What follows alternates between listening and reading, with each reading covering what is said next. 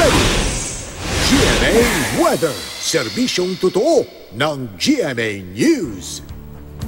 Mga kapuso, malinsangan dito sa Metro Manila ngayong Miyerkules. Pero dapat, I am ready pa rin po kayo sa biglang pagulan dahil may tsansa ng ulan. Mga bandang umaga yan, mga kapuso, mawawala sa tanghali. Pero pagdating ng hapon, kung kailan uwian, may posibilidad na naman ng pagkakaroon ng mga pagulan at yan ay dulot ng thunderstorm.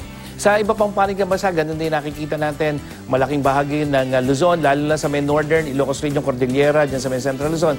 Pagdating ng hapon, may mga thunderstorm, maging dito sa may Maropa at dyan sa Bicol Region. Sa Visayas at Mindanao, umaga pa lamang may chance na ulan, pero pagdating ng hapon, mas malalakas sa thunderstorm sa Panay Island, Negros Island, dyan sa may Samar, Leyte, at lalong-lalo na sa Mindanao, Zamboanga Peninsula, Northern Mindanao, hanggang dyan sa may ARMM at Soxargen, makararanas ng mga matitinding thunderstorm.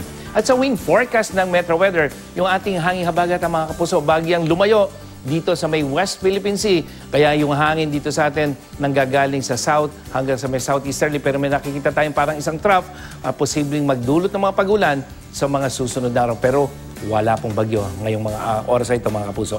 At yan ang latest mula sa GMA Weather. Ako po si Nathaniel Cruz, magplano para sigurado. I am ready. Serbisyong totoo ng GMA News.